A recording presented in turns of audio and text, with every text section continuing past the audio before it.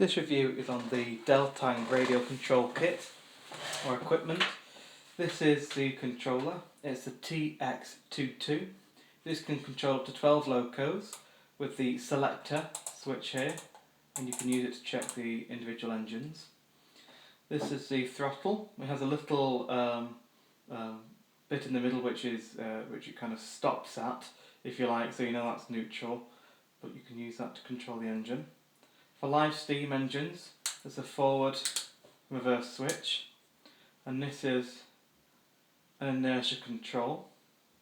This is the bind button, but it's also on the steam engine a whistle button, and this is the on button. It's very easy to set up the engines in radio control.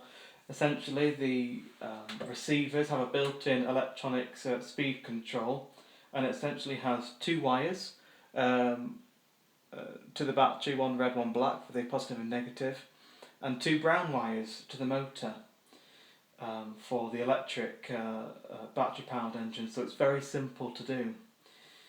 With the live steam, essentially it has the pins, so the connections from the motor just go straight into the pins, so you can upgrade any existing radio control equipment to work off this very easily.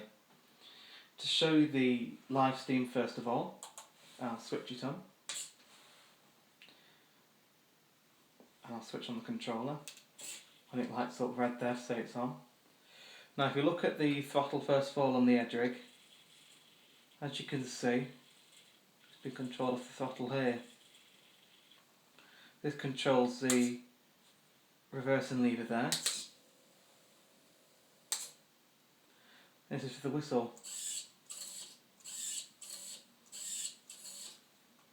And again, I'll put the inertia on. I'll put it about halfway. And again, if you watch the throttle, as you can see, it very slowly opens and closes, so you have very smooth running if you want to. I'll reduce it slightly so it goes a little faster, and I'll close the regulator. And as you can see, it's flashing there as well. It can slowly open and close the regulator for more realistic running. I'll switch that one off. I'll move it out of the way. And with the tram, I'll switch this on. There's a separate video of a review and of this running, but I'll show it just here on the mat. Again, I'll turn the inertia off first of all.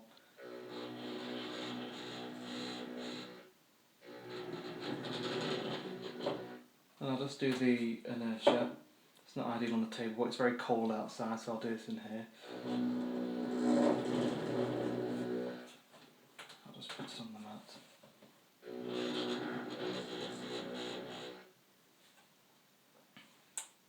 So essentially you can have your whole fleet of engines running off the one controller.